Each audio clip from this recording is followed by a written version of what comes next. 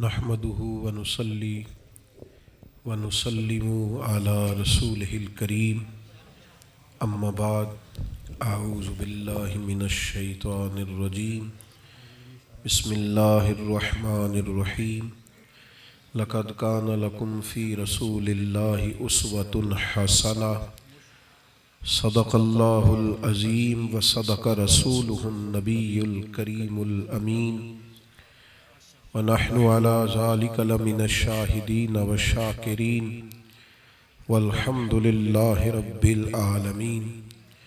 इन्नल्लाह व मलाइकतहु युसल्लूना अलन नबी या अय्युहल्लज़ीना आमनू सल्लू अलैहि व सल्लिमू तस्लीमा।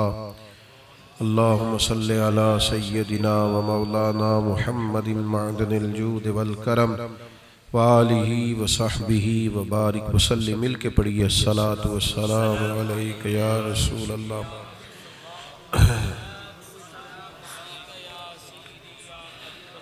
अस्सलातु वस्सलामु अलैका या सय्यदी या नबी अल्लाह व अला आलिका व अस्हाबिका या सय्यदी या खातमन नबिय्यीन। हम्दो सलात के बाद इंतहाई इज़्ज़त व तकरीम के लायक बुज़ुर्गों, काबिल सद एहतराम भाइयों, दोस्तों, इन अहबाब ने इस खूबसूरत बज़्म का इनेकाद किया जो ज़रिया बने और जो तशरीफ़ लाए, अल्लाह ताला सबको बेहतरीन जज़ा अता फ़रमाए। हमारा यहाँ जमा होना अपनी बारगाह आली मर्तबत में कबूल फ़रमाए। इस महफ़िल मुबारका को अक़ाइद की पुख्तगी, आमाल की दुरुस्तगी और हमारे गुनाहों की माफ़ी का सबब बनाए। इंसान का ये मिजाज होता है कि वो चाहता है मुझे कोई रास्ता मिले जिसके मुताबिक मैं अपनी ज़िंदगी के शब रोज़ गुजारूँ। जो आदमी किसी को ये बताता है ना कि ये वाला कारोबार कर ले, इसमें नफ़ा ज़्यादा है, आसानी ज़्यादा है, वो आदमी अच्छा लगता है। प्यारे भाई, मोबाइल तो आपके पास रहेगा, हमने चले जाना है। आपकी मेहरबानी, आप मोबाइल देख रहे हैं, हम तो आपसे मिलने आए थे। तवज्जो करें बात पे। ये बना रहे हैं 2 4 5 लोग, 10 बना लें, ये आपको बाकियों को दे दें, भाई इतना ही काफ़ी है। अजीज़ दोस्तों, जब हमने मैट्रिक किया था तो सबसे ज़्यादा वो बंदा अच्छा लगता था जो ये मशवरा देता था कि इसके बाद क्या करें, किस शोबे में जाएं, जो गाइड करता था। इंसान चाहता है मुझे कोई रहनुमा मिले, मुझे कोई शख्स किसी सही रास्ते की तरफ मेरी रहनुमाई करे। दौरे तसव्वुफ और तरीक़त से जो लोग वाक़फ़ियत रखते हैं, उन्होंने पढ़ा होगा कि रहनुमा, मुक़्तदा, पेशवा की तलाश में सूफिया सालों घूमते रहे। तेरी तलाश में फिरा मैं जंगल, पहाड़ और दश्त में, लोग घूमते रहे। याद रखिएगा, इंसान चाहता है मुझे कोई मोटिवेट करे, मेरी कोई ज़हनी तसल्ली करा दे, मुझे कोई मुतमईन कर दे। दौरे जदीद में और दौरे हाज़िर में उसकी एक सूरत यह है कि लोग मोटिवेशनल स्पीकर्स के पास जाते हैं। ऐसे लोगों के पास जाते हैं जो उन्हें ज़हनी तौर पर कायल करें। लेकिन याद रखिएगा, दुनिया के अंदर जितने लोग भी अपनी ज़ाती फ़हम व फ़रासत के साथ और अपने ज़ाती अक्ल व शऊर के साथ किसी को भी मोटिवेट करने लगते हैं, उनकी तरबियत में कमी रह जाती है। सबसे बेहतरीन तरबियत वो है जो अंबिया किराम अलैहिमुस्सलाम फरमाते हैं। चूंकि उनकी तालीमात का ताल्लुक वही इलाही से होता है, कामिल, मुकम्मल और अकमल तालीमात होती हैं। और हमारे ज़माने में या हमारे सामने जो शख्स किताब व सुन्नत के साथ रहनुमाई करता है, उसकी रहनुमाई मजबूत होती। तो इंसान फितरी तौर पे चाहता था कि किसी के पीछे चले, किसी की पैरवी करे, किसी को अपना रहनुमा, मुक्तदा, पेशवा बनाए। तो अल्लाह ने बात आसान कर दी, फरमाया लक़द काना लकुम फ़ी रसूलिल्लाहि उस्वतुन हसना, तुम्हारे लिए अल्लाह के रसूल सल्लल्लाहु ताला अलैहि वसल्लम की जिंदगी बेहतरीन नमूना है। उस्वा हसना इतना वाज़े, इतना साफ और इतना मजबूत रास्ता है कि उस रास्ते के होते हुए किसी और तरफ जाने की कोई ज़रूरत नहीं होती। हम जब कहते हैं ना नबी पाक अलैहिस्सलाम का दीन कामिल, अकमल और मुकम्मल है, तो लोग समझते हैं ये कोई शायद आम सी बात है। माज़अल्लाह, आप ढूंढ के देख लें दुनिया में आपको मुकम्मल चीज़ें नहीं मिलेंगी। करोड़ों रुपया लगा के लोग घर बनाते हैं, लेकिन फिर भी पता चलता है कि यहाँ यहाँ कमी रह गई। कोई चीज़ मुकम्मल नहीं, किसी चीज़ की तकमील होना कमाल है। लेकिन ये अल्लाह ताला ने हम पे मेहरबानी फरमाई है कि हमें वो रसूल अता फरमाए हैं जिनकी तालीमात कामिल भी है, अकमल भी है, मुकम्मल भी है। थोड़ी सी भी तहजीब, थोड़ी सी भी राय बाहर से लेने की जरूरत नहीं। दीन के अंदर हर चीज मौजूद है और हर शख्स के लिए दस्तूर हयात मौजूद है। जितनी फिक्री कमजोरियां पैदा होती हैं या जहनी इंतशार पैदा होता है या वसवसा कहीं गलबा करने लगता है, उस सब का हल किताब व सुन्नत में मौजूद है। दीन सिर्फ तसल्ली नहीं कराता, तशफ़ी भी कराता है, लोगों को मुतमईन करता है। लेकिन मसला यह है कि लोगों ने सुन्नत, शरीयत और उस्वा हसना का नाम अपनी मर्जी का रख लिया। अल्लाह ताला हिम्मत और तौफीक दे तो दाढ़ी बड़ी अजीम सुन्नत, बड़ी अजीम सुन्नत। अल्लाह ने औरत को दाढ़ी दी नहीं, मर्द को दी। रब मर्द के चेहरे पर दाढ़ी देखना पसंद फरमाता है। इमामा शरीफ बड़ी अजीम सुन्नत है, अरब के सर का ताज है। मेरी तरह का आदमी भी पगड़ी बांध ले तो अच्छा लगता है। मिसवाक बड़ी अजीम सुन्नत है। नबी करीम अलैहिस्सलाम ने वक्ते विसाल भी मिसवाक को तलब भी फरमाया और पसंद भी फरमाया। लेकिन मेरा सवाल यह है कि सिर्फ यही 2-3 सुन्नतें हैं? सिर्फ दाढ़ी, पगड़ी, मिसवाक की सुन्नत है? अल्लाह करे आपको समझ आए मेरी बात की। क्या सिर्फ ये फलाना बंदा सुन्नत शरीयत पे अमल करता है, मसलन दाढ़ी रखी हुई है, पगड़ी बांधी हुई है, मिसवाक कर लेता है, या उसका तहमद और शलवार टखनों से ऊंचा होता है, फकत इसी का नाम कुल दीन रखा है? ये अजीम सुन्नतें हैं। इनमें से किसी एक शख्स के एक सुन्नत के बारे में भी हल्का जहन रखना बदबख्ती की अलामत है।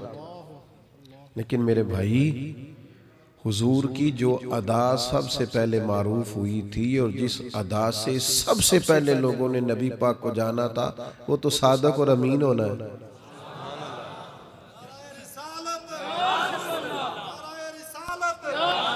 आप बात को समझें कि सबसे पहली सुन्नत और अदा और हुजूर का तारुफ लोगों को जो हुआ, वो तो इससे हुआ कि सच बोलते हैं और दयानतदारी का मुजाहरा करते हैं। ये पहली बात जिससे लोगों को तारुफ। असीर दुश्मन की चाह में भी, मुखालिफों की निगाह में भी, वो अमी है, सादिक है, मोतबर है, मेरा पैगंबर अजीम तर है। लेकिन अगर लोग साची ना बोलें, अगर दयानतदारी ना हो, अगर लोग समझें कि अब तो खैर लोगों ने, अब लोग झूठ नहीं बोलते, लोग अब लोगों ने झूठ का नाम बदल दिया है, अब नहीं झूठ बोल, अब कहते हैं मैंने बहाना कर दिया था। साफ साफ कहें आपने झूठ बोला था, बहाना क्या होता है?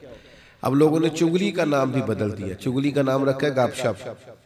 आओ बैठ के गपशप करें। क्या मतलब 5, 7, 10 लोगों पे तबसरा करें? होती गीबत ही है भाई।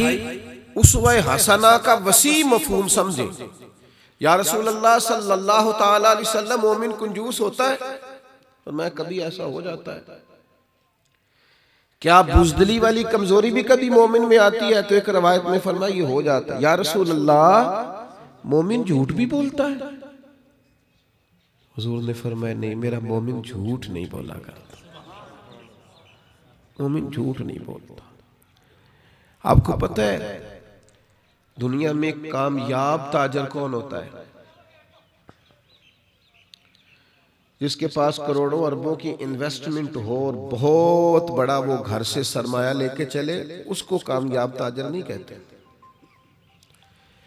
किसी शख्स से भी कभी पूछिएगा, किसी तिजारत करने वाले से, कि कामयाब ताजर कौन होता है, तो आपको बताएगा कामयाब ताजर वो होता है जिस पर लोग एतमाद करें, कहें ये पैसा भी वक्त पे देता है और माल भी जो कहता है वो ही होता है।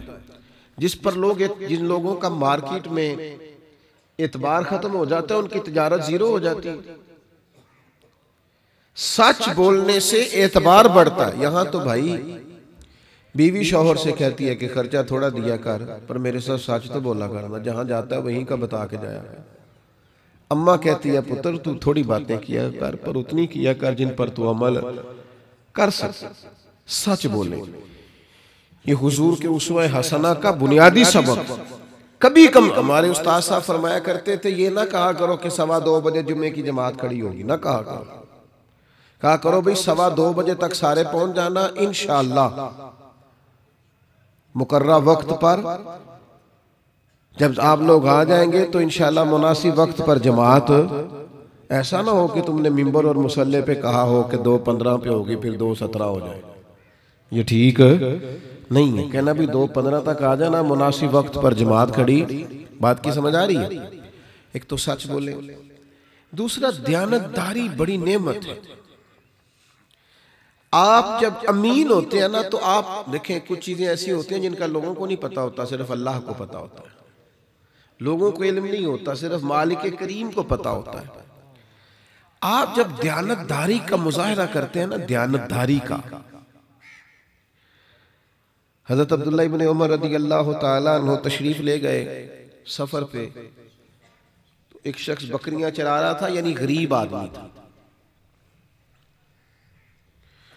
तो आप खाना खाने लगे, तो आपने फरमाया कि आ जाओ खाना खा लो। तो वो नौजवान गुलाम बकरियों का चरवाहा कहने लगा, हुजूर मैंने रोजा रखा हुआ है। तो आप फरमाने लगे, मैंने सोचा कि देखो नेकी है कि मुत्तकी भी है। नेकी और होती है और तकवा, नमाज पढ़ने वाला नमाजी है, हज करने वाला, सखावत करने वाला, गुनाह से बचने की कोशिश करने वाला मुत्तकी, अल्लाह से डरने वाला मुत्तकी। नमाजी को मुत्तकी नहीं कहते। नमाज तकवे की तरफ ले जाती है, रोजा तकवे की तरफ ले जाता है। तो आप फरमाते मैंने सोचा कि पता तो करूं कि मुत्तकी भी है कि नहीं। तो मैंने उस शख्स से कहा,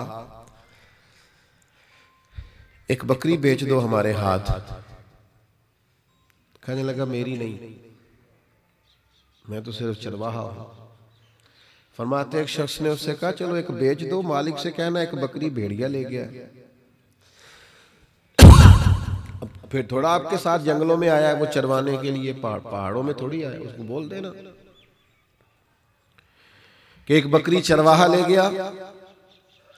तो फरमाते हैं कि उसकी गर्द पड़ा वजूद, डबडबाती आंखें यूं मेरी तरफ देख के और काफिले की तरफ देख के कहने लगा, बकरियों के मालिक को तो कह दूंगा भेड़िया ले गया, तो अर्श के मालिक को क्या कहूंगा। अल्लाह के हुजूर भी तो जाना है ना, कुछ चीजें मालिक के साथ, दुनिया को धोखा दिया जा सकता,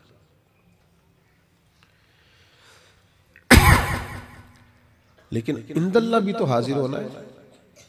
फरमाते मुझे उसकी बात बड़ी भली लगी। मैंने उससे पूछा तो किसका गुलाम है। मैं जहां जा रहा था वहां से वापस आ गया। पहले वो गुलाम खरीदा, फिर उसे आजाद किया, फिर वो बकरियां खरीदी सारी, और वो सारी बकरियां उसे तोहफे में दी। कहने लगा हुजूर ये क्या है। फरमाया ये तेरी दयानतदारी पर रब ने तुझे इनाम अता फरमाया। वमन यत्तकिल्लाह यजअल लहु मखरजा, अगर तुम अल्लाह से डरोगे तो अल्लाह फरमाता है मैं हर मुश्किल से निकलने के लिए तुम्हें रास्ता अता कर दूंगा। व यरज़ुक़हु मिन हैसु ला यहतसिब, और तुम्हें वहां से रिस्क दूंगा तुमने कभी सोचा भी नहीं होगा। तो भाई हुजूर की अदा, सच बोलना, दयानतदारी का मुजाहिरा करना। हमारे यहाँ लोग समझते हैं मीठा बोलने का नाम अखलाक है, तो मैं अक्सर कहता हूँ मीठा तो लोग मतलब के लिए भी बोलते हैं। मीठा तो बाद लोगों की ट्रेनिंग होती है, उन्होंने बोलना ही होता है, उनकी ट्रेनिंग की होती है। आप बहुत महंगी दुकान की सीढ़ियां चढ़ जाएं तो आप जितना मर्जी तल्ख बोल लें, लेकिन उसके अंदर जो मैनेजर बैठा है जिसकी 2-3 लाख तनख्वाह है, आपने 4,000 का सामान लेना, लेकिन वो आपसे तल्ख नहीं बोल सकता। उसे ऑनर ने मना किया हुआ है कि तुमने तल्ख बात, आपने कहा कपड़ा दिखाओ, 1 भी दिखाया, 4 भी दिखाए, 15 भी दिखाया, आपने कहा तेरे पास है ही नहीं। वो कहते बैठे नीचे भी पड़े हैं, वो भी ला के दिखाया, आपने कहा नहीं तेरे पास नहीं, फिर भी नाराज नहीं करता। वो कहता है अगले हफ्ते आइएगा, माल और भी आना है। लेकिन जब आप सीढ़ियां नीचे उतरते हैं तो फिर वो कहता है लेने इन्हें कुछ भी नहीं होता। अब ये इखलाक नहीं है, ये ट्रेनिंग है। इखलाक तो ये है कि इंसान हर वक्त उसकी जुबान पे मिठास रहे, वो अमीर के सामने भी मीठा हो और गरीब के सामने भी मीठा हो, जिसके साथ कोई उसे दुनियावी मुफाद हो उसके साथ भी मीठा, और जिससे कुछ लेना देना ना हो उसके साथ भी रवैया उसका ठीक हो। तो याद रखिएगा कि नबी पाक को उस्वा हसना अपने अंदर वुस्सत रखता है, सच बोले, दयानतदारी का मुजाहिरा करें। आप देखिए ना, बुखारी शरीफ में बड़ी तफसील से हदीस मौजूद है। जब नबी पाक सल्लल्लाहु तआला अलैहि वसल्लम ने मुख्तलिफ बादशाहों को खुतूत लिखे तो शाह रूम को भी सरकार ने खत लिखा कि तू मुसलमान हो जा। बड़ा सियाना आदमी था, समझदार था, मामले की गहराई तक जाना उसकी तबीयत का हिस्सा था, जज्बाती फैसले नहीं करता था। आजकल लोग कानों के कच्चे होते हैं, फटाफट बात सुनते हैं, फैसला कर देते। तो बड़ा सियाना था, उसने कहा यार ऐसे नहीं, तुम देखो यहाँ कोई अरब का ताजर आया हुआ है तजारत करने के लिए। तो जनाब अबू सुफियान अभी मुसलमान नहीं हुए थे, तिजारत की गर्ज से गए हुए थे उस इलाके में, तो उनको लोग बुला के ले आए। तो बादशाह ने कुछ सवालात किए, उनकी मुकम्मल तफसील मिलती है कुतुबे हदीस में। पूछा रिश्ता क्या है, कहा मेरे रिश्ते में भतीजे होते हैं। बहुत सारे सवालों के बाद बादशाह ने एक बात पूछी। नौजवानों की तवज्जो है मेरी बात पर, तो देखो जवानों, बादशाह ने पूछा, कहा सरदार आपका उनके साथ किस तरह का ताल्लुक है? तो कहा मेरे भतीजे हैं, लेकिन हमारी मुखालफत है, जंगों में आमने सामने होते हैं, हमारे मैदान सजते हैं, पूरी मुखालफत है माज़अल्लाह। एक सवाल बादशाह ने ये पूछा, कहा ये बताइए क्या उस दावा नबूवत करने वाले महबूब सल्लल्लाहु ताला अलैहि वसल्लम ने कभी झूठ भी बोला? यानी कभी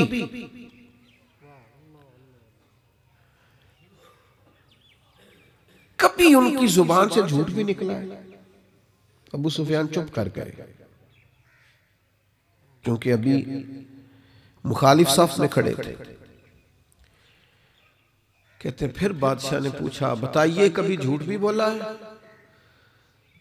तो अबू सुफियान कहने लगे बादशाह मुखालफत अपनी जगह पे, रिश्ते में वो मेरे भतीजे हैं, मैंने उन्हें उनकी माँ की गोद में भी देखा है, दादा के कंधों पे भी देखा है, चचा के घर में भी देखा है, सैयदा खतीजा का दूल्हा बने भी देखा है, और उनकी गोद में बेटियों को खेलते भी देखा है। मेरे सामने उनके मुकद्दस बाल सफेद हुए, पर उस महबूब की जुबान से जब भी निकला हक और सच ही निकला है। मामूली बात समझते हैं आप? मुखालिफ वो, उसे खुशामद की जरूरत नहीं, वहां तो एक सहाबी भी मौजूद नहीं, किसी के यहां खड़े होके मुखालिफ बातें कर रहे हैं बज़ाहिर, कभी झूठ नहीं बोला। बातें खत्म हुई, बादशाह ने अपना रुमाल उठाया, वो जाने लगा। तो अबू सुफियान कहने लगे इतने सवाल इतने जवाब, कोई तबसरा तो करें, कोई रिजल्ट तो निकाले। तो बादशाह कहने लगा रिजल्ट तो निकल आया, रिजल्ट तो निकल आया। क्या मतलब? कहने लगे बादशाह आपने तो कहा कभी झूठ नहीं बोला, जिस बंदे ने कभी बंदों से झूठ नहीं बोला वो ये झूठ क्यों बोलेगा कि मैं अल्लाह का रसूल बन के आया हूं? ये वाला झूठ क्यों बोलेगा? आपकी खिदमत में अर्ज ये करना चाहता हूं कि नबी पाक के उसवा हसना को समझें। खाली आप दीन का हुलिया ना इख्तियार करें कि मैंने लिबास पहन लिया है तो मैं बड़ा दीनदार हूं। आप ये देखें कि आपके अंदर सदाकत कितनी है, अमानतदारी कितनी है, वज़ादारी कितनी है, आप अपने दीन के उसूल और कायदे के मुताबिक किस कदर ज्यादा चल रहे हैं। वरना तो मेरे भाई फकत आप समझे कि 2-4 काम मैंने कर लिए हैं और बस ठीक हो गया मामला। फिर देखिए इस तरह मिसवाक लेके दांत साफ करना हुजूर की सुन्नत है ना, इसी तरह दिल साफ रखना भी हुजूर की सुन्नत है। दिल साफ रखना भी हमारे जमाने में ना लोग सुलह कर लेते हैं, माफ नहीं करते। किसी जगह किसी चौधरी साहब ने कह दिया, किसी बड़े ने कह दिया, सुलह कर ली, माफी नहीं देते। वो कहीं गलती हो गई थी, ससुराल वालों थे, कब हुई थी, बेटा आप लोग बैठ जाएं, आपके जो पीछे हैं उनको परेशानी है, बैठ जाएं आप, अल्लाह आपको सलामत रखे, बड़े अच्छे हैं आप। मुझे तो डर लगता है आपके मोबाइल निकले हुए देख के कहीं मेरी सारी कौम से आफी ना बन जाए। वैसे ही सबके पास अंदर की खबर है, तो और भी गम है ज़माने में मोहब्बत के सिवा, और भी कई काम करने वाले हैं। अल्लाह ताला सलामती अता फरमाए। तो लोग ना अपने दिलों को साफ नहीं करते। देखिए दिल हमेशा साफ रहना चाहिए। ये बटन लगे होते हैं ना कुर्ते पे, वेस्टकोट पे, कोई एक बटन टूट जाए ना तो बंदा बड़ा बेचैन रहता है, मेरा बटन टूटा हुआ। इतना सा टुकड़ा गोश्त का या किसी और ग़िज़ा का दांत में चला जाए तो सख्त परेशानी, निकले ना जब तक सुकून। यहाँ जरा सी मिट्टी लग जाए सारे कहते हो भाई इसको तो साफ कर पहले। अच्छा फिर बटन जिसका टूटा होता है ना, पूरी महफिल में किसी को भी ना पता हो इसका टूटा हुआ है, पर जिसका टूटा होता है वो बड़ा परेशान होता है कि यार आज कुर्ता नहीं ठीक, मेरा बटन टूट गया। ये जिन लोगों के पास वसाइल भी हैं, घर भी कुशादा है, फिर भी बेचैन रहते हैं, बोर होते हैं, हर वक्त परेशान रहते हैं, तो वो सुन ले कहीं कोई ना धब्बा रह गया है बातन पे, अंदर कोई धब्बा है। अंदर कोई धब्बा होता है तो बंदा बेचैन रहता है। हसद एक धब्बा है, बुग़्ज़ एक धब्बा है, किसी के लिए दावत रखना एक, ये बीमारी लग जाती है ना, मैं बड़ा आदमी हूँ, सियासी हूँ, समाजी हूँ, फला, ये बीमारी है। स्टेज पे बैठने की आदत, ऊंची कुर्सी पे बैठने की आदत, किसी जगह भी जाना तो नुमाया होने की आदत, ये भी एक मसला है। आप यकीन करें जो मेरी तरह के जिन लोगों को स्टेज पे बैठने की आदत होती है, बेचारे पीछे बैठ ही नहीं सकते, वो गर्दन ऊंची कर करके नकीबे महफिल को दिखा रहे होते हैं कि मैं आ भी गया हूं, मेरा नाम ही नहीं लिया अभी। ये अंदर का मसला है। बान फकीरों किसे नहीं मारिया, ए हुई चोर अंदर दा। और किसी ने क्या कहा था कि बातनी जो मसाइल होते हैं ना, बातनी, किसी दानश्वर का कॉल है, उसने कहा था कि जो बातनी मसाइल होते हैं ना, वैसे इंसान दुनिया से लड़ता है लेकिन उसके बातन में जो रोग होते हैं उसकी वजह से बंदा अपने आप से लड़ता रहता है। मुफ्त के गुस्से, मुफ्त की परेशानियां, मुफ्त की टेंशन। तो अजीज भाई दिल को साफ रखा जाए। तिरमिजी शरीफ में हदीस है, नबी करीम सल्लल्लाहु ताला अलैहि वसल्लम ने फरमाया, ए अंस, ए मेरे बेटे, आपसे हो सके तो सुबह इस हाल में कीजिए कि आपके दिल में किसी के लिए बुग़्ज़ ना हो। हुजूर फरमाने लगे ये मेरी सुन्नत है, ये मेरी, यानी निरा मिसवाक से दांत साफ करना ही सुन्नत नहीं, दिल साफ रखना भी सुन्नत है। दिल साफ रखना भी कुशादा कर दें दिल। अच्छा कुछ और भी बीमारियां आजकल लग गई हैं लोगों को। अगर किसी जगह कोई बंदा किसी फुरूई मामले में आपसे इख्तलाफ रखता है तो उसके साथ भी ये दावत ना रखें, कुशादा रखें दिल को, तबीयत को कुशादा रखें। कोई शख्स अगर किसी वजह से आपको महसूस होता है ना उसका आपके साथ मामला दुरुस्त नहीं, तो मैं अक्सर कहा करता हूँ कुछ तो मजबूरियां रही होंगी, यूं ही कोई बेवफा नहीं होता, कहीं कोई परेशानी होगी, कहीं कोई आजमाइश होगी, कहीं कोई मसला होगा। मेरे साथ लोग बड़ा प्यार करते हैं, लेकिन उस प्यार में एक बहुत बड़ा मसला ये होता है कि आप हमारे घर भी आए, कहते प्यार से ही, और मैं अल्लाह के घर में बैठा हूँ, बावजू हूँ, मेरा भी पूरा ही दिल करता है सबके यहाँ जाऊँ, लेकिन ये कि किस तरह से सुबह किसी शहर में होती है, दोपहर किसी और में होती है, शाम किसी और में होती है। अदम से लाई है हस्ती में आरज़ू रसूल, और देखो कहाँ कहाँ लिए फिरती है जुस्तजू रसूल।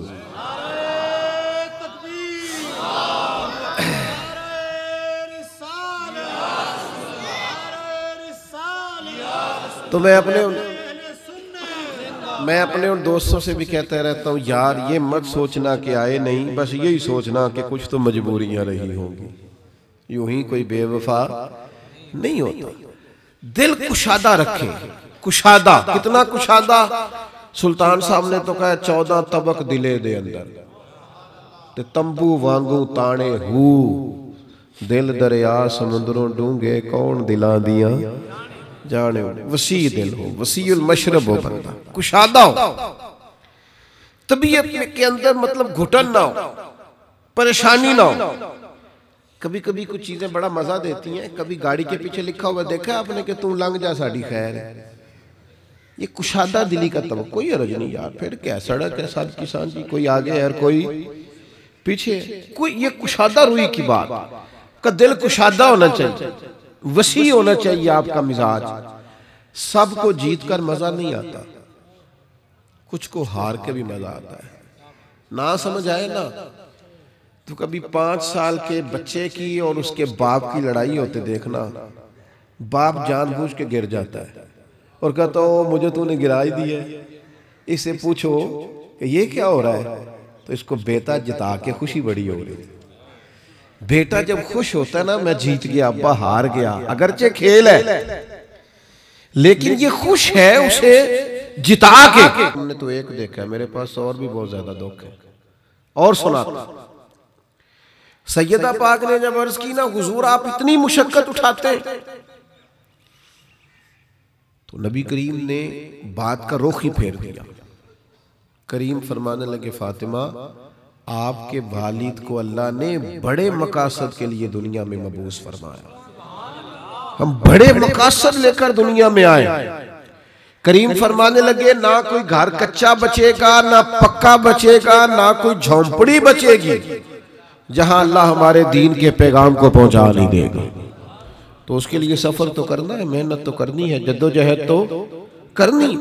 वसी ज़र्फी सरकार ने अता की, कुशादा रुई, लेकिन वो बड़ा छोटा सा लालच लोगों ने बनाया है, बड़ा छोटा सा हुदूद अरबा, बड़ी छोटी सी सियासत, बड़ा छोटा सा मामला। वसीउल मशरब होना चाहिए, सोचे मिल्ली सतह की पैदा करें।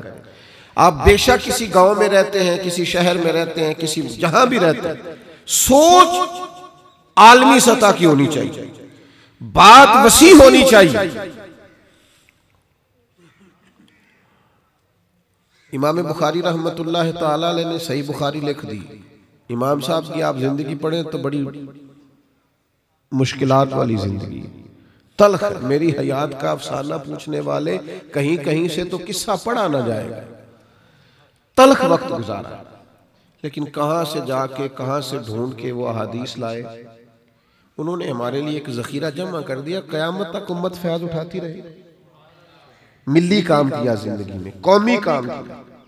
कोई ऐसा जहन बनाना चाहिए कि जिसमें मिल्ली सतह की कोई ड्यूटी, कोई कौमी सतह का हम अपना मिजाज बनाकर और छोड़कर जाएं। लेकिन हम ऐसा करते नहीं, सोचे बड़ी महदूद है। मेरी बात मुकम्मल होने को है, बस मैं गुफ्तगू समेटने लगा हूं, तवज्जो कीजिएगा बात पर। दिल जब कुशादा होता है ना, बस जी ये चुप कराने वाले भी जरा आहिस्ता बोले जी, अल्लाह जज़ा, खड़े रहने दे जी, कोई अर्ज नहीं, ठीक है बस माशाल्लाह सब ठीक है जी, अल्लाह जज़ाए खैर दे, अल्लाह बरकत अता फरमाए। छुट्टी भी नहीं है लेकिन माशाल्लाह आप बड़ी तादाद में आए हैं, अल्लाह आपको इसका बेहतरीन सिला अता फरमाए, कदम कदम बरकतें अल्लाह करीम अता करे। भाइयों, हज़रत अब्दुल्ला बिन अमर रज़ी अल्लाह ताला अन्हु बयान करते हैं कि हम हुजूर की बारगाह में बैठे थे, 2-3 लोग, ये मुस्नद इमाम अहमद बिन हंबल में रवायत मौजूद है। कहते हैं दरवाजे पर दस्तक हुई तो हुजूर फरमाने लगे दरवाजा खोलो, जो बाहर आया वो जन्नती है। ये है अर्ज़ जन्नत, ये तैबा की ज़मीं है। जन्नत भी यहीं और माल के जन्नत भी यहीं है। बाहर दरवाजा खोलो, जन्नती आया। फरमाते कि हम तो नाज करने लगे उस शख्स के नसीबों पर। दरवाजा खोला तो बंदा बड़ा सादा, वुजू किया है तो दाढ़ी से पानी के कतरे गिर रहे हैं, जूते बगल में दबाए हुए, सामान का थैला उठाए हुए, सारी चीजें कोने में रखी, हुजूर की बारगाह में हाजिर हुए, बात अर्ज की, चले गए। हम नाज ही करते रह गए, यार कमाल हो गई, सरकार ने जन्नती कह दिया। हुजूर तो किसी की तरफ मुस्कुरा के देख लेना तो बात बन जाती है, इसको तो नॉमिनेट करके जन्नती कह दिया, कमाल हो गई। फरमाते इत्तेफाक की बात यह कि अगला दिन आया, हम वहीं बैठे थे, फिर दरवाजे पे दस्तक हुई, सरकार ने फरमाया खोलो भी, दरवाजा जन्नती आया। तो हम सोच रहे थे किसी और के नसीबे खुल गए, पर दरवाजा खोला तो वही बंदा था जो कल आया। और ज्यादा हमारे दिल उसके लिए नाज करने लगे कि इसको तो 2 दफा एक ही शख्स को जन्नत की बिशारत, कमाल हो गई। फरमाते उसी तरह वो आए, कुछ मारूजात अर्ज की और रुखसत हो गए। हम बड़ी खुशगवार हैरत में थे, रात नाज से करवटें बदलते रहे कि कमाल है। फरमाते हुस्न इत्तेफाक के तीसरा दिन दस्तक हुई दरवाजे पे, वहीं बैठे थे। हुजूर ने फरमाया खोलो भी, जन्नती आ गया। कहते हैं दरवाजा खोला तो वही सीधा सादा भोला भाला आदमी वो आया, अर्ज मारूजात अर्ज की, वो रुखसत हो गए। कहते हैं हज़रत अब्दुल्ला मैं भी हुजूर से इजाज़त लेके रुखसत हुआ, जाके उस शख्स से सलाम ली और मैंने उससे कहा यार मुझे मेहमान बना लोगे 2-3 दिन के लिए। अब ये मेहमान बड़ा भी अजीब है, 2-3 गलियां छोड़ के जिसका घर हो वो कहे मेहमान बना लो। फरमाते उन्होंने मुझसे कहा कि मैं कोई ज़्यादा अमीर आदमी नहीं हूँ, कोई बड़ी खिदमत नहीं कर सकूँगा, जो रूखा सूखा होगा पेश करूँगा। मैंने कहा ठीक है। फरमाते मैं 3 रातें उनके घर में रहा। मैं ढूंढना चाहता था कि वो अमल मुझे मिले जिसकी वजह से नबी पाक ने जन्नत की बिशारत दी है। इस तरह आजकल लोग नहीं ढूंढते कि पता चले फलाना मशहूर कैसे हुआ। तो आड़ी नहीं गल करता, तुसी को तो मशहूर होना चाहते हो तो ओवरऑल बात कर रहा हूं। और जिस तरह लोग पता नहीं करते कि पता करो इसने पैसा कैसे कमाया है, और हमारे मुल्क में तो जो काम एक करता है सारे वही करना चाहते हैं कि बस शायद इसी से ही ना सब। हालांकि ये अपने अपने नसीब की बात है, अल्लाह की अता। मैं ढूंढना चाहता था, पता करना चाहता था कि ये क्या अमल करता है कि नबी पाक ने 3 दफा जन्नत की बिशारत दी। लेकिन फरमाते हैं कोई ऐसी चीज खास मुझे मिल नहीं सकी। वो तो खजूर के खुश्क टुकड़े सदका करते थे और मैं तो बड़े बड़े सदकात करता था। वो इशा की नमाज जमात से पढ़ के लेट जाते और फजर की नमाज तक लेटे रहते और मैं तो उठ के तहज्जुद भी पढ़ता था। समझ नहीं आई। 3 रातें में उनके घर रहा, कुछ चीज खास मुझे मिली। 5 नमाजें वो पढ़ते थे, रूटीन के सारे मामलात करते थे, रिज़्क़ हलाल कमाते थे। फरमाते मैं तीसरे दिन जाने लगा, उनसे इजाजत तलब की तो जाहिर है सवाल उनके जहन में भी था कि मैं क्यों आया, 2-3 गलियां छोड़ के घर, और बंदा किसी का मेहमान रहे तो मैं भी चाहता था। कहते मैंने उनसे कहा मुझे जरूरत नहीं थी आपके घर रहने की, आप वो खुशनसीब इंसान है जिन्हें 3 दफा सरकार ने जन्नत की बिशारत दी। मैं 3 दिन इसलिए आपके यहां रुका कि मैं वो खास अमल टटोल सकूं जिस सबब से पता चले कि अल्लाह और उसके महबूब आप पर मेहरबान है। लेकिन यार कोई ऐसी चीज मिली नहीं। तो वो कहने लगे वही है जो तेरे सामने। तो मैंने कहा कुछ तो होगा, तो सुनना यार और इसे याद रखना। हुजूर हजरत अब्दुल्ला इब्ने उमर फरमाने लगे कि वो मुझसे कहने लगे एक बात मेरे पास है, मैं सवेरे उठ के जब अपना दिल देखता हूँ तो ना किसी के लिए बुग़्ज़ है, ना अदावत है, ना तकब्बुर है, ना हसद है। दिल अल्लाह के फजल से पाक है। दिल में किसी के लिए कोई बोझ, दिल साफ है। तो अब्दुल्लाह इब्ने उमर फरमाने लगे बस मैं समझ गया हूं ये तेरे दिल की सफाई है जिसकी वजह से महबूब ने 3 दफा जन्नत की बिशारत अता, बिला वजह की अदावतें, बिला वजह की। अब तो सियासी बुनियादों पर लोग अदावतें रखते हैं, इलाकाई और लिसानी बुनियादों पर ऐसा न करें। अपने दिल को कुशादा रखें, उसवा हसना को समझें। नबी करीम सल्लल्लाहु ताला अलैहि वसल्लम का उसवा हसना यह है कि सच बोले, दयानतदारी से रहे, अदावत बुग़्ज़ से पाक रहे, वसीउल मशरब बने। और 5वीं और आखिरी गुजारिश ये कि नबी पाक के उसवा हसना ने ना हमें खैर खाई सिखाई। हम किसी का कैसे भला कर सकते हैं। इस जमाने में मैं और आप है ना, यहाँ अजीब बात लोग सीखते हैं कि मैं भला किसी से क्या ले सकता हूं, कितना को किसी शख्स को माज़अल्लाह अपने मुफादात के लिए मैं इस्तेमाल कर सकता हूं। ये खतरनाक सोच है, ये टूटती बिखरती और बेहाल लोगों की सोच है। सोच ये होनी चाहिए कि मैं अपने वजूद को नफा बख्श बनाऊं। कोई मुझसे भला कितना नफा ले सकता है। फरमाया तुम में से बेहतर वो है जो लोगों के हक में बेहतर है। अपने अपने वजूद से, अपनी जुबान से, अपने काम से किसी का नफा करने की कोशिश करना। हजरत तमीम दारी रदी अल्लाह ताला उन्होंने अर्ज किया या रसूल अल्लाह सल्लल्लाहु अलैहि वसल्लम दीन क्या है? तो हुजूर ने फरमाया मेरा सारा दीन ही खैर खाई का नाम, किसी का भला करना। नौजवानों, आराम पसंदी वाला मिजाज छोड़ दो यार। मोबाइल लेकर लेटे हैं तो लेटे ही लेटे हैं, कोई नफा करो किसी का। मैं अपने मदरसे के तालिब इल्मों से कहा करता हूं कि जब छुट्टी जाते हो तो घर के सारे काम किया करो। ये ना समझो मैं छुट्टी आया हूं तो आराम करने आया हूं, घर के सारे काम। अम्मा से कहो बताओ बाजार से क्या कुछ लाना है, मैं लाऊंगा। घर में बाकियों से कहे आज मैं घर आया हूं ना। फाल जिंदगी। उलमा से पूछ लेना जो पानी चलता होता है ना, चल रहा है, वो साफ होता है, क्योंकि चल जो रहा है। जो चीज रुक जाती है उसको तो जंग लग जाता है। आप मिजाज बनाए खिदमत का, वालिदैन की भी करनी है, बहन भाइयों की भी करनी है, ससुराल में भी मौका मिला तो करनी है, दोस्तों में भी करनी है, जो हमारे साथ दफ्तर में कुलीग्स है उनके साथ भी करनी है। मैंने किसी का नफा करना है।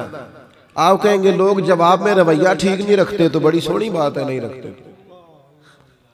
सुनो ना, मैं नेकी करता हूं, जवाब में नेकी नहीं मिलती तो ये बड़ी अच्छी बात है। नहीं जवाब में नेकी मिलती, इसका मतलब है सारा अजर ही अल्लाह अता करेगा, सारा ही अल्लाह देगा। वो जो शुक्रिया वाला मसला था वो भी गया, सारा ही अल्लाह से लेंगे। भाइयों, इस तरह का मिजाज बनाए अपनी जिंदगी में कि मेरा वजूद किसी का कितना को नफा कर सकता है। हम ना बड़ा कुछ कर सकते हैं, लेकिन हमारा आराम नहीं हमारी जान छोड़ता। बड़ा बाज लोग ना मतलब ढूंढते फिरते हैं कि कोई चीज करीब ना आए, बस मैं हूं, मेरा मोबाइल और एक अच्छा सा सोफा हो, आराम करें। इकबाल कहते हैं लहू मुझको रुलाती है जवानों की तन आसानी, मैं लहू के आंसू रोता हूं जब जवानों के वजूद को आराम पसंद देखता हूं। फाल जिंदगी, मुतहर्रिक जिंदगी, जद्दोजहद वाली जिंदगी, हर वक्त कोशिश करना।